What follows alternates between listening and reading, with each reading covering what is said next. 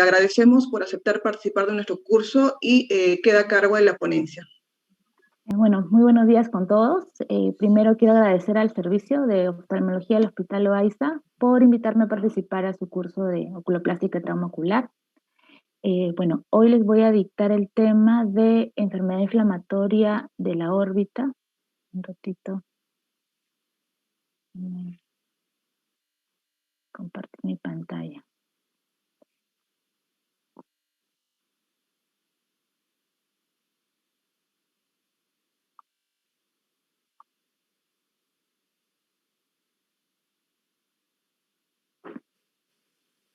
Ok, ¿lo están viendo?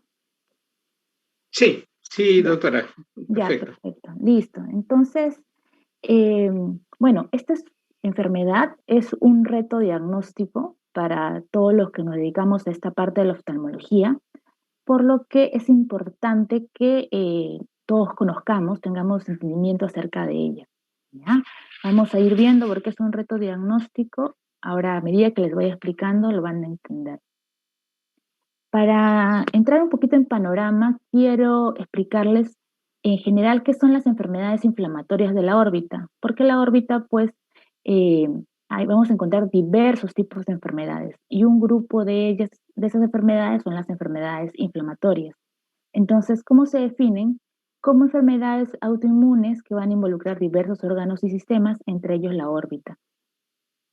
Se han encontrado en las diferentes series a nivel mundial que representan aproximadamente entre un 5 a 20% de la casuística. ¿Ya? Se pueden dividir entre enfermedades inflamatorias primarias y secundarias. Y dentro de las primarias vamos a encontrar las enfermedades autoinmunes. Ahí encontramos la orbitopatía tiroidea, por ejemplo, la vasculitis, la sarcoidosis. Y por el otro lado encontramos ahí también las enfermedades inflamatorias idiopáticas. Ya en las enfermedades inflamatorias secundarias de la órbita encontramos las infecciones, los neoplasmas, las inflamaciones oculares como la escleritis, el glaucoma, y trastornos vasculares e inducidos por drogas también. Los Shields, que son oftalmólogos, oncólogos muy conocidos a nivel mundial, han encontrado que las enfermedades inflamatorias representan en la línea de frecuencia el puesto 3. Solo les anteceden las lesiones vasculogénicas o las lesiones linfoproliferativas. O sea, son bastante frecuentes. En cuanto a la patogenia de los procesos inflamatorios, es como cualquier proceso inflamatorio que se desencadena con la presentación de un antígeno y que finalmente va a terminar en fibrosis y daño tisular. Entonces, ahora sí, para entrar en el tema, dentro del espectro de las enfermedades inflamatorias, como ya les dije, vamos a encontrar a la enfermedad inflamatoria orbitaria inespecífica o idiopática, la que no se conoce la etiología exacta. En cuanto a antecedentes, esta enfermedad es muy conocida como pseudotumor orbitario. Este término fue acuñado por Gleason en el año 1903, pero no fue hasta el año 1905 en que Hirschfeld lo describe ya como una entidad clínico-patológica que parece un tumor, pero que el reporte histopatológico es una enfermedad inflamatoria. En cuanto a la terminología, ¿por qué se le llama como se le llama? A lo largo de la historia, de estos más de 100 años desde que fue escrita, han habido diferentes estudiosos que le han dado diferentes términos. Sin embargo, el que ha prevalecido ha sido el nombre de inflamación orbitaria idiopática, ¿no? En el 79 se la dio de COVID. Entonces, ¿cuál es la definición? Esto se va a definir como un proceso ocupativo de la órbita que es inflamatorio, es benigno, o sea, no es un cáncer, y tiene causas que no son identificables. O sea, no es un proceso infeccioso, no es una vasculitis, no es un granuloma. Esta inflamación va a afectar a todos los tejidos blandos de la órbita, ¿no? Todo lo que está dentro de la órbita, que es tejido blando, lo afecta. Es la tercera enfermedad orbitaria en frecuencia, solo precedida por la orbitopatía tiroidea, que es la primera, los procesos linfoproliferativos, que son los segundos, y en tercer lugar está esta enfermedad, por eso es tan importante conocerla. Representa aproximadamente el 6.3% del total de las patologías orbitarias, representa el 10% de las masas en la órbita, y una cosa muy curiosa es que es la causa más frecuente de masa dolorosa en la órbita, o sea, duele. En cuanto a la epidemiología, puede presentarse a cualquier edad, pero se ha visto que hay una mayor prevalencia a partir de la quinta década de la vida. Hay cierta predilección por el sexo femenino y habitualmente la forma de presentación es unilateral, hasta un 75% en adultos. Esto cambia un poco en niños, porque en niños, si bien es poco frecuente, su presentación es más bilateral y acá está más asociado a encontrar eosinófilos en la patología.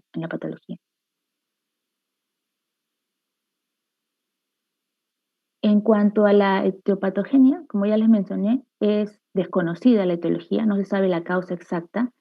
Eh, hay teorías en donde nos hablan de que algunas infecciones o enfermedades autoinmunes pueden estar relacionadas a desencadenar este problema, pero no hay nada exacto, ¿no? Ahora, eh, como afecta cualquier tejido blando de la órbita, lo podemos encontrar en la grasa orbitaria, podemos encontrar inflamación de la glándula lagrimal, de los músculos extraoculares, del nervio óptico, de la esclera, incluso de los párpados. ¿Cómo va a ser la presentación clínica? Como ya les dije que es la causa más dolorosa, además en adultos, va a presentar dolor, siempre dolor porque es un proceso inflamatorio. El dolor generalmente es de inicio súbito, va a haber edema periorbitario, ¿no? Puede presentarse también quemosis, eritema. Esa es la presentación típica, ¿no? Paciente que llega con mucho dolor, edema, ojo rojo, que de un momento a otro se le inició, incluso puede llegar con proptosis ya, ¿no? Y lo característico, lo típico también en esta enfermedad es que van a responder rápidamente a los corticoides. Como es un proceso inflamatorio, le dan corticoides y en 1 o 2 días el paciente mejora. Y también se ha visto que no tiene un efecto rebote si es que los corticoides se reducen gradualmente, como se hace en la mayoría de patologías. Eso es lo típico. En cuanto a la presentación, la miositis orbitaria, o sea, la afectación de los músculos extraoculares, es la forma de presentación más común. El dato que hay que tener en cuenta acá es cómo lo vamos a observar en las imágenes. Como podemos ver en las tomografías, eh, si ustedes ven acá, el músculo está engrosado y llega hasta la inserción tendinosa a la esclera, ¿no? O sea, todo está engrosado. Entonces, involucra músculo y tendón. Hay afectación tendinosa. ¿Por qué recalco esto? Porque en la patología más común de diagnóstico diferencial, que es la orbitopatía tiroidea, se respeta la inserción al globo ocular del tendón, ¿no? Como ven acá, está completamente respetado. Entonces, nos ayuda mucho para hacer un diagnóstico diferencial, ¿no? La otra estructura que se compromete en segundo en frecuencia es la glándula lagrimal. Vamos a ver una glándula lagrimal aumentada de tamaño, con bordes difusos, que incluso puede generar desplazamiento del globo ocular. Un signo muy característico es la deformación en esta itálica del párpado cuando la glándula lagrimal está afectada. Esto se llama dacradenitis, es el nombre técnico, ¿no? Eh, y pues generalmente, como les digo, desplaza el globo ocular, como acá, que está desplazado medial e inferiormente, y los bordes van a estar difusos. La otra forma de presentación es la anterior, que normalmente va a comprometer los párpados y la órbita anterior, incluso la parte anterior del globo ocular. Acá, como vemos, está comprometiendo la esclera, ¿no? La otra forma de presentación es la apical, o sea, en el vértice de la órbita. La característica es que los síntomas son desproporcionales a lo que nosotros vemos como clínica, porque el paciente no tiene una manifestación así de ojo rojo ni inflamación, porque la inflamación está muy posterior. Compromete la parte posterior del nervio óptico y la parte posterior de los músculos extraoculares. Y como está en el vértice, incluso puede llegar a comprometer el seno cavernoso, ¿no? Y generar un síndrome de seno cavernoso, que pues puede llevar al paciente a la muerte finalmente. Y la última forma de presentación es la difusa, en la cual compromete todas las estructuras de la órbita y puede llevar a una órbita congelada, ¿no? Como vemos acá. Todo esto que lo ha desencadenado este proceso inflamatorio. Ahora, en cuanto al diagnóstico, en el año 1985, León y sus colaboradores propusieron que una respuesta rápida a corticoides podría ser interpretada como una prueba terapéutica, o sea, una prueba terapéutica que nos indicaba que estábamos frente a esta enfermedad inflamatoria. O sea, a los pacientes se les daba corticoides y si respondían rápido, ya podíamos dar el diagnóstico de enfermedad inflamatoria en específica, sin necesidad de hacer la biopsia. Sin embargo, pues en estos años ya este concepto entraba en desuso. ¿Por qué? Porque muchas enfermedades pueden responder a corticoides. Entonces, podemos perder tiempo si es que le damos corticoides a los pacientes, baja la inflamación y estamos ocultando alguna otra enfermedad. Por ejemplo, el linfoma. El linfoma responde hasta 30% al uso de corticoides, ¿no? También se ha visto que la terapia con corticoides altera la histopatología de forma permanente. Entonces, cuando en el futuro uno quiera biopsiar a ese paciente, la muestra no va a ser una muestra 100% fidedigna. Y también porque pues el diagnóstico empírico es mala medicina, ¿no? Bueno, pero en medicina nada es absoluto, porque pues ahí encontramos la oritopatía de Graves, por ejemplo, que no necesariamente tenemos que llegar al diagnóstico exacto para comenzar a darle tratamiento, o incluso el meningioma, ¿no? Que se le da hasta radioterapia axial a los pacientes sin hacerle biopsia. O sea, nada es absoluto. Les traigo el caso de esta pacientita, para darles un ejemplo, que en el 2007 aproximadamente inicia con proptosis del ojito izquierdo, ojo rojo, dolor. Eh, Les hicieron las tomografías, encontraron aumento de volumen en el músculo recto medial del lado izquierdo y le decidieron dar la prueba terapéutica con corticoides. En el año 2017, 10 años después, otra vez regresa con los mismos síntomas, pero el dolor mucho más intenso, por lo que se decide biopsiarla. ¿Sí?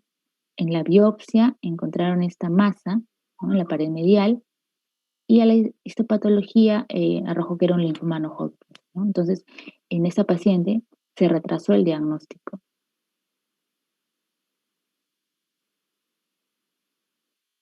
Entonces, ¿cómo se diagnostica la inflamación orbital inespecífica? En el 2017, un grupo de expertos en órbita hicieron un consenso a nivel mundial. En este consenso participaron 35 expertos con una media de 31 años de experiencia cada uno, en donde se les presentó pacientes con miositis, dacrodenitis y presentación mixta, y se les pidió que eh, mm, indicaran cómo era la presentación clínica y describieran la anatomía patológica. Entonces, estos expertos llegaron al consenso de que, ¿qué es lo típico en esta enfermedad?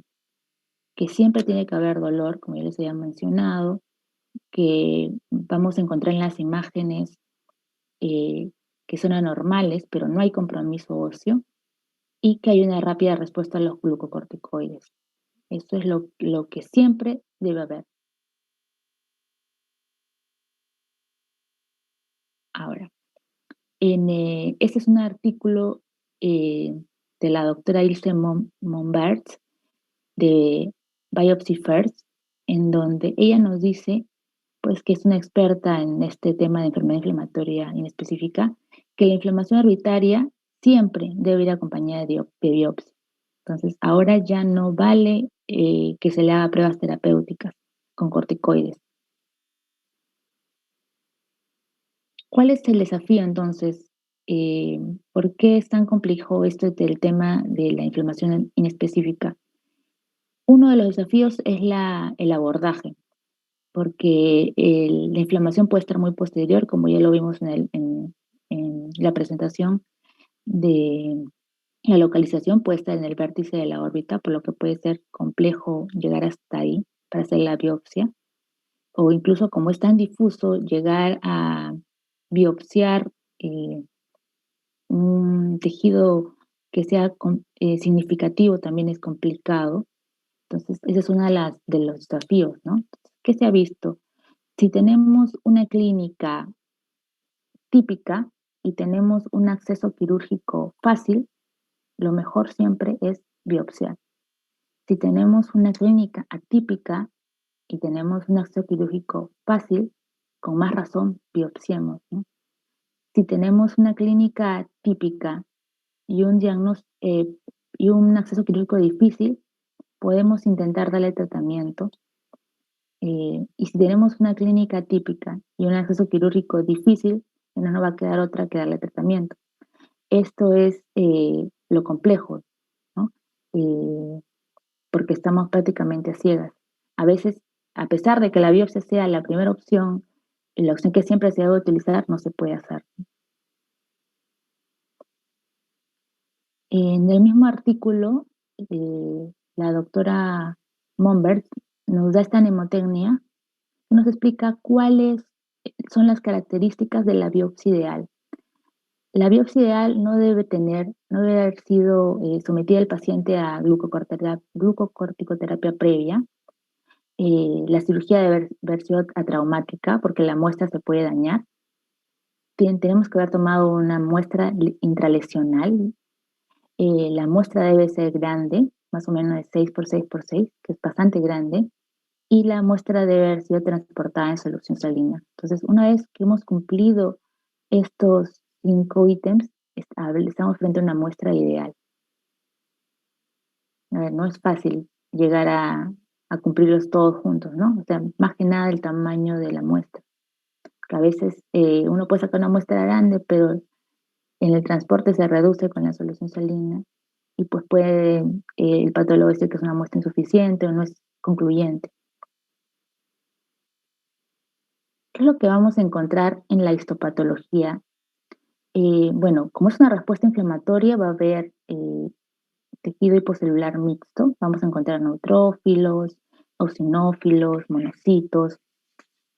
También vamos a encontrar componente estromal, tejido conectivo, fibrosis, cambios vasculares. Vamos a ver que hay células inflamatorias rodeando los vasos sanguíneos. Eso es importante porque no hay una inflamación en sí de los vasos sanguíneos, no es una vasculitis, sino que hay inflamación que rodea los vasos sanguíneos. Eso es importante en el diagnóstico. Se ha visto que hay preponderancia de eosinófilos, como ya les dije, en niños, en la muestra, y como es una patología inflamatoria, es una patología que constantemente está en variación, porque hay grados de inflamación, al momento de hacerle la biopsia podemos encontrar estos diferentes estadios de inflamación o incluso encontrarlo ya en fibrosis. Otro punto importante es que la enfermedad inflamatoria inespecífica no es una hiperplasia linfoide, y si hacemos un buen diagnóstico, podemos descartarlo completamente del linfoma. No es que progrese el linfoma, porque a veces se cree que tiene enfermedad inflamatoria específica y con los años se le hace la biopsia, encontramos linfoma y que ha progresado. No, se le hizo un mal diagnóstico desde el inicio. En cuanto a la inmunología, Gladys, Iglesias y Gosselin, en este artículo muy interesante, han encontrado que hay aumentos importantes de TNF-alfa, interferón gamma, interleuquina 12, que sugieren pues que es una enfermedad mediada por células. En otro artículo de los mismos autores han encontrado un receptor, el receptor TLR, que solamente está presente en esta enfermedad, que eso es muy, muy interesante también. En cuanto a la serología, si es que nos sirve para hallar el diagnóstico, el consenso de orbitólogos que les he presentado han llegado también a la conclusión que por ser una entidad que es propia de la órbita y tiene poca repercusión sistémica, la serología tiene un bajo valor predictivo positivo, no nos ayuda mucho. En cuanto a las imágenes, si bien nos ayudan, no son concluyentes, que simplemente vemos una masa en la órbita, entonces no sabemos a qué nos estamos enfrentando. Nos ayuda para la localización, sí, y para ver qué tanto ha comprometido la órbita, pero no es concluyente. Entonces, el diagnóstico, como es una enfermedad inespecífica, es una inflamación inespecífica, lo primero que tenemos que hacer cuando tenemos un paciente con esos síntomas es descartar todas las otras enfermedades inflamatorias que existen, ¿no? Que son muchas. Las principales son la orbitopatía tiroidea, ¿no? Otra enfermedad inflamatoria, pues es la celulitis, también puede ser una infección, también hay que descartarlo. Entonces, ¿de qué nos vamos a ayudar para hacer el descarte final? De la clínica, la radiología y de la anatomía patológica. Como es un diagnóstico de descarte, como hay que descartar, perdón, todas las otras enfermedades, se dice que es un diagnóstico de exclusión, ¿no? Entonces, descartamos todas las enfermedades inflamatorias. Entonces vemos que no es ninguna de esas. En la patología solo nos sale inflamación, recién podemos hablar de una enfermedad inflamatoria en específica. Ahí podemos iniciar el tratamiento ya.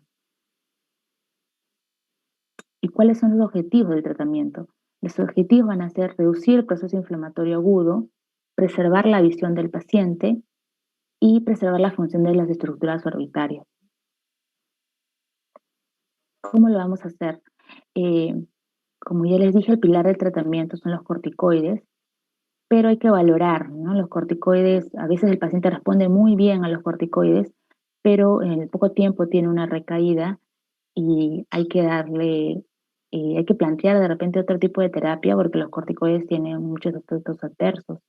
Entonces ahí ya entraría la inmunomodulación, ya sea específica o no específica, depende de los médicos, algunos utilizan mucho el metotrexato, otros utilizan más la ciclofosfamida, y si hay la posibilidad, porque la inmodulación específica es cara, el infliximab, por ejemplo, es muy caro, es una opción también dársela. Y si no, el paciente no tolera ninguno de estos fármacos, se podría pensar en darles radioterapia, que también es una muy buena opción. En cuanto al curso de la enfermedad va a se puede presentar como con remisión espontánea, sin secuelas. O sea, le damos el tratamiento y mejora rápido al paciente. Pueden tener episodios intermitentes de inflamación que no remiten totalmente y pues pueden llegar también a la inflamación prolongada con fibrosis y con órbita congelada. Entonces, en las conclusiones, la inflamación orbitaria idiopática típica, el uso de corticoides va a ser aceptable, pero siempre con un seguimiento clínico cercano y en dosis aceptables, ¿no? Y si no se puede, ya pasemos a otro tipo de terapia. Siempre hay que considerar hacerle biopsia al tejido, siempre que sea accesible, claro, y hay que hacerlo en el tiempo correcto, porque ya lo hacemos cuando en la etapa de fibrosis no va a ser muy concluyente. Y recordar siempre que el uso de glucocorticoides va a alterar para siempre la histopatología de la muestra.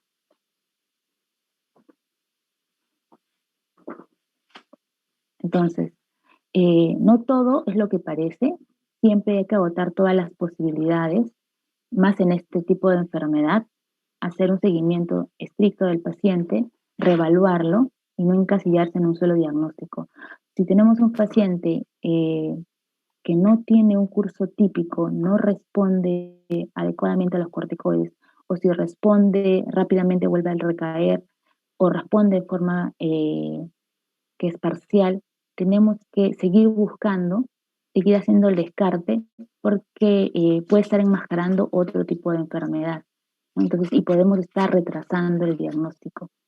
Por eso es lo complejo de esta enfermedad, que como es un diagnóstico de exclusión, siempre hay que descartar todo lo demás para finalmente dar el diagnóstico de inflamación idiopática, ¿no? O sea, que no hay una causa exacta.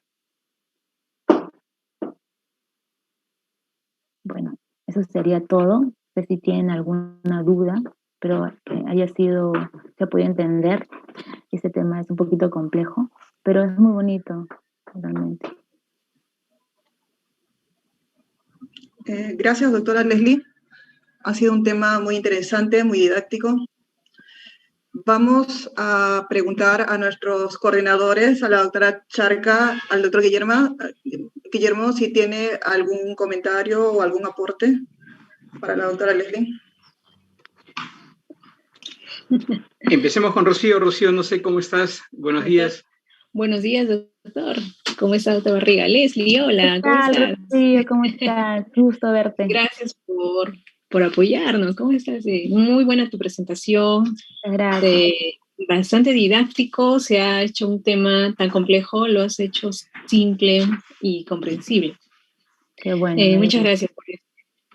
Ahora, quería preguntarte, en la casuística que has tenido, en lo que has visto, ¿están realizando a todos, bueno, ante la sospecha clínica, radiológica o de imágenes, a todos les están realizando biopsia o en qué casos han tenido que iniciar el tratamiento sin tener una biopsia primero? Bueno, sí, como le digo, ¿no? Como se explicó en la presentación, si es que el abordaje es accesible, lo ideal es realizarle la biopsia a los pacientes.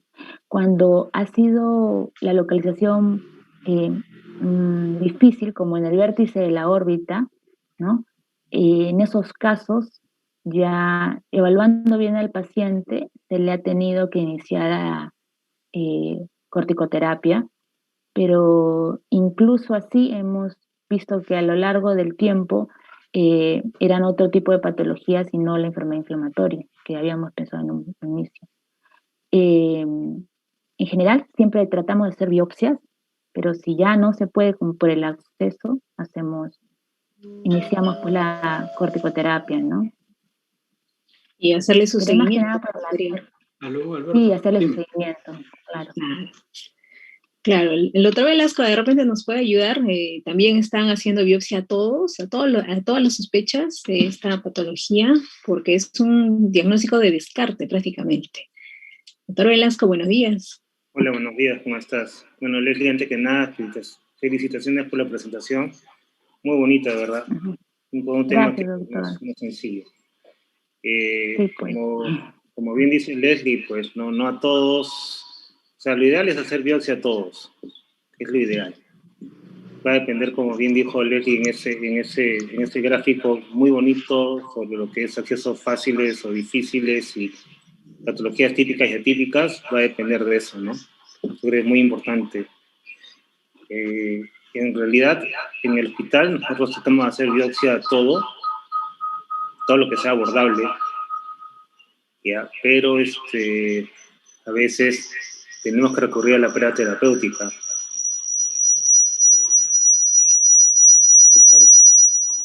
Hay un micro. Sí, hay un doble acá. ¿Qué otra cosa más?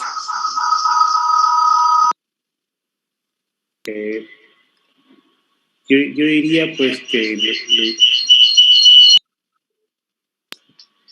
lo ideal sería hacer biopsia a todo. Estoy con falla acá en mi audio. Eso sería lo ideal, ¿ya? ¿Ok?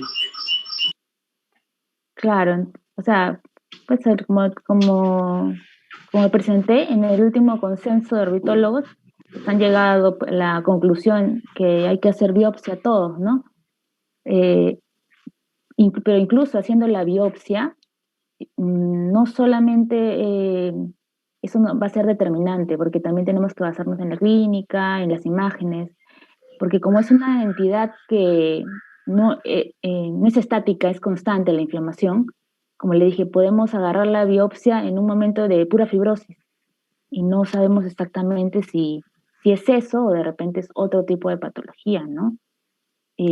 Aparte de que de repente sacamos una muestra insuficiente y solamente nos sale tejido inflamatorio y es que no hemos llegado al tumor, ¿no? Entonces, por eso es lo complejo, ¿no? Sí, tiene que ser una buena muestra, tenemos que ver la clínica para recién poder darle el diagnóstico de enfermedad inflamatoria idiopática, ¿no? Una vez que ya hemos descartado que no sea otra cosa. Porque a pesar de la biopsia, podemos estar frente a otra cosa. Y los resultados bastante inespecíficos, ¿verdad? La patología Claro. lo que muestra no es algo específico como en otras Exactamente. entidades. Claro, y como el artículo que presenté de la doctora Ilse Momberg, la muestra tiene que ser grande para que sea concluyente, ¿no? Y 6 por 6 por 6 es una muestra bien grande, entonces a veces es difícil porque la órbita no es inmensa, pues, ¿no? Entonces, ¿Y si es glándula? ¿Y si es claro, glándula lagrimal? y Nos es llevamos grande. toda la glándula. Exactamente. Incluso en algunos autores, ahora que estaba revisando para la presentación, se llevan toda la glándula para poder hacer el diagnóstico y eso es terapéutico a la vez que diagnóstico. Y lo hacen, ¿ah? Lo sacan toda la glándula. Uh-huh. Ya. No, el tema sí, pues ya arreglé la idea. Ah, ya. El tema cuando es glándula, sí, evidentemente sacar toda la glándula, ¿no? Por los cambios que podemos tener que son catastróficos muchas veces, ¿no? Claro. Y como dice Leslie, pues ya los artículos de Simon Batters cuando habla de usar corticoides primero o usar biopsia primero, hay un par de artículos que hablan de eso justo, ¿no? Va a depender de la localización, ¿no? El tamaño, como dice Leslie, es importante, ¿no? Porque vamos a tener tamaños enormes cuando tenemos la patología anteriormente, ¿no? Pero cuando vamos hacia vértice de la órbita, generalmente los tamaños son pequeños y a veces por abordajes como con endoscopía, por ejemplo, a veces se tienen pequeños trozos de material, ¿no? O cuando queremos hacer abordajes mínimamente invasivos también, ¿no? Entonces tenemos que tener idea, pues, que esto que mencionaste, el snails, que habla la doctora Monbers, es importante, ¿no? Uh-huh. Y lo otro también es que muchas veces cuando maltratamos el tejido en la misma biopsia, ¿no? Hay que tratar el tejido, hay que tratarlo como si fuese como un cáncer, pues, ¿no? Claro. Hay que tomarlo con mucho cuidado, las pinzas que no dañen el tejido, ¿no? El hecho de que lo mandan en solución salina también, muchos, a veces hacemos biopsias del día viernes y esto no se procesa hasta el día lunes, ¿no? Sí.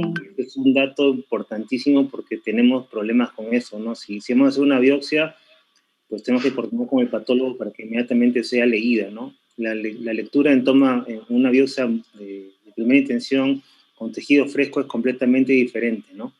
Una de las cosas que yo hago con el patólogo es que yo llamo al patólogo cuando va a hacer la biopsia, ¿no? Inmediatamente le llega la patología en menos de 2 horas, ¿no? Y eso me facilita muchas cosas, ¿no? Inclusive mando fotos del tejido antes de hacer el retiro de la biopsia dentro o sea, cuando estoy en el campo operatorio, ¿no? Mando la patología midiendo lo que es tomado, porque siempre se va a tener ciertos, se va a recortar un poco, ya sea lo mande con formol, inclusive hasta el mismo suero, ¿no? Entonces eso también es importante, ¿no? ¿Por qué se manda en suero? Yo preguntaría, ¿no? ¿Por qué lo mandamos en suero o no lo mandamos en formol, ¿no? Es una pregunta para todos, ¿no? Yo creo que y eso es yo mandaría un par de frascos, uno con formol y otro con suero para poder tener la parte inmunistoquímica con mayor exactitud después, ¿no? Yo creo que sería esa la indicación, ¿no? 2 muestras.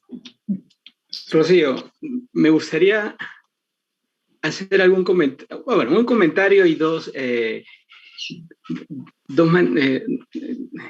tenemos en el hospital mucha experiencia viendo síndromes inflamatorios inespecíficos de la órbita, y quería comentarles que siempre ha sido para nosotros muy difícil llegar a la biopsia. Gracias a Dios ahora te tenemos a ti, creo que vamos a poder hacerlo con mucha más frecuencia, pero toda la vida tuvimos el problema de no contar con un especialista como para tomar biopsias, y tuvimos que aprender mucho de la clínica, ¿no?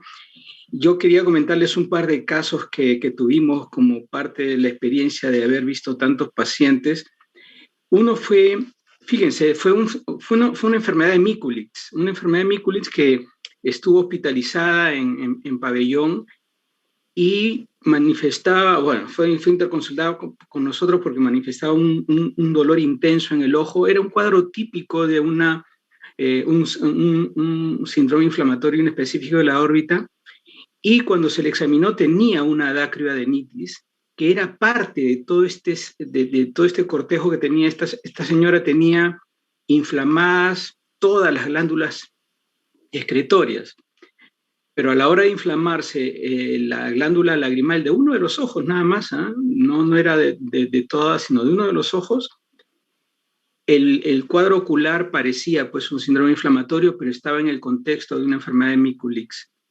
Con los clínicos, ellos dijeron que no era necesario la biopsia, era una enfermedad de Mikulicz, había acceso a glándulas más fácil de llegar. Llegaron a confirmar que era una enfermedad de Mikulicz, y le dimos corticoides. Lo interesante de ese caso es que con corticoides, obviamente, el cuadro inflamatorio de la glándula lagrimal mejoró significativamente, pero también mejoró su síndrome de Mikulicz, su enfermedad de Mikulicz. Esto era importante porque esta paciente sufría de un síndrome de Sjögren severo, muy severo, ¿no? No solamente con sequedad ocular, sino también sequedad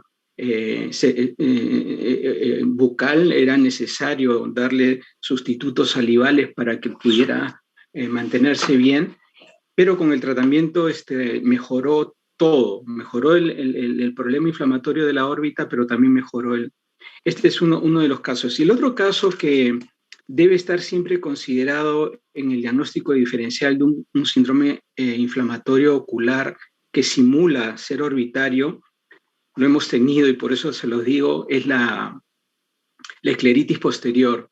En una escleritis posterior al paciente le duele el ojo, está inflamado, puede haber proptosis, está muy rojo el ojo.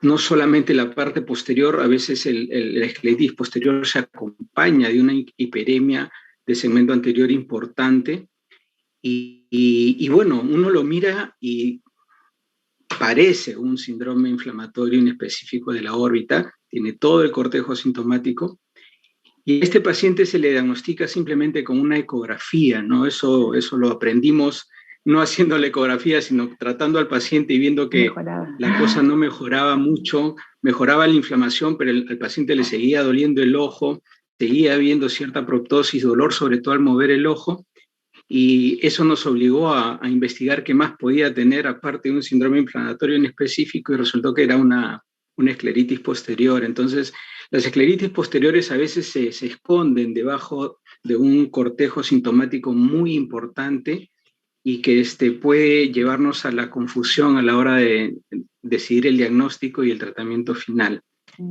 Y lo último que quería comentarles, que me lo reservé para esta clase y quería conocer los comentarios de ustedes, de Leslie, de Pepe y tuyo. El día sábado el doctor Morales nombró un término que ya en el tiempo se ha ido perdiendo, pero nosotros lo usamos mucho en la época que éramos residentes, y era el famoso término de pseudolinfoma, ¿no? El pseudolinfoma era un término que en realidad pertenecía a un síndrome inflamatorio inespecífico de la órbita muy difuso, o sea, uno hacía la tomografía, hacía los estudios y no podía precisar exactamente cuál era el tejido que estaba comprometiendo la inflamación, y no se podía identificar un músculo, no se podía identificar una glándula, era una cosa, como les digo, muy difusa. Y estos casos son los que realmente constituían un desafío, y creo que la doctora Zamora lo mencionó, en el sentido de que estos pacientes que podían haber sido diagnosticados como pseudolinfoma porque mejoraron con el uso de corticoides, en algunos de los casos eran realmente linfomas orbitarios.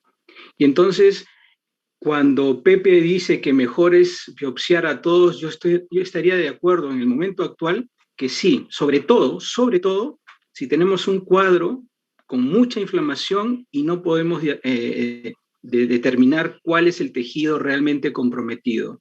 Cuando tenemos una órbita difusamente inflamada, la recomendación siempre va a ser hacer una biopsia. Probablemente porque además sea más accesible llegar a tejido biopsiable que sirva para el diagnóstico.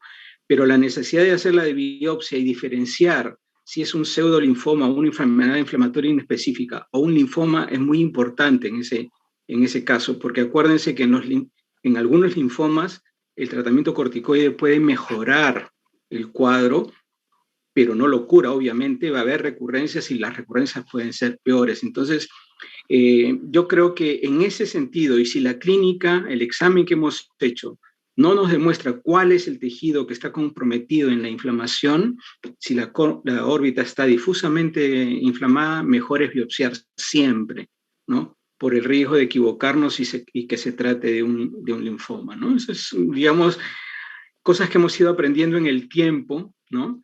Porque cuando es una dacrioadenitis, cuando es una miositis, la cosa es muy sencilla, no necesitamos llegar a biopsias. El examen clínico es suficiente. La tomografía para evaluación de los músculos extraoculares inflamados es muy evidente para dar el diagnóstico, pero cuando ya no se puede diagnosticar el tejido, ahí viene el desafío, ¿no? Ese era el comentario que les quería hacer. Muchas gracias. No sé qué les parece a ustedes, pero sí, es la forma que tengo de pensar en este momento frente a un cuadro de inflamación de la órbita de difícil diagnóstico etiológico, clínico, ¿no?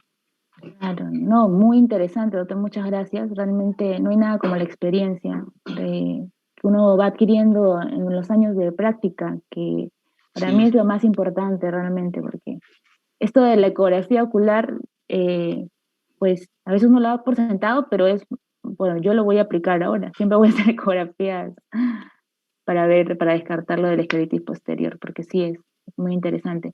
Y lo que usted dice en cuanto a la presentación difusa, ¿no? Porque cuando se presenta de forma difusa que compromete toda la órbita, se le puede hacer una biopsia, ¿sí?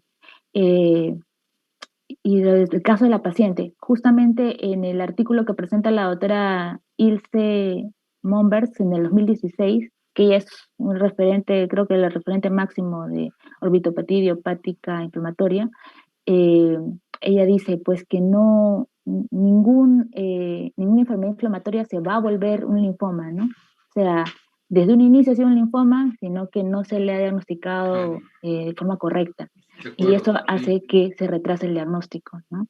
Por eso lo ideal es siempre hacer la biopsia, ¿no? Usted, pues, en sus años de experiencia lo ha podido determinar. Sí. Y es que es así. El problema es, pues, a veces el acceso, pero si se puede hacer, siempre hay que hacerlo, ¿no? Sí. Esto tiene inclusive implicancias médico-legales, ¿no? Porque uno empieza con el paciente diciéndole, no, tiene una inflamación, con corticoides lo vamos a sanar. Resulta que sana con los corticoides y en 2 semanas regresa y tiene un linfoma, ¿no?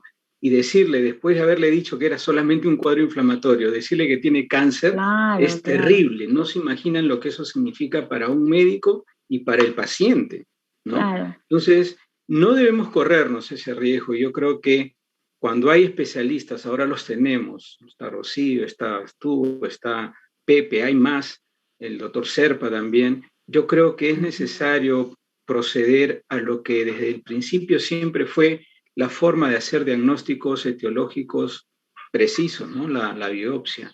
Hay algunas situaciones que supongo no se van a poder aplicar, pero hay que tener en mente lo que les digo, ¿no? No hay nada peor que decirle a un paciente que tiene un cuadro inflamatorio que va a mejorar con una pastillita y 2 semanas después decirle que tiene un cáncer, ¿no? Eso es terrible realmente. Exacto. Pepe, no sé, ¿tú qué piensas? Claro, a veces son años, ¿ah? Años que... Sí, sí. Sí,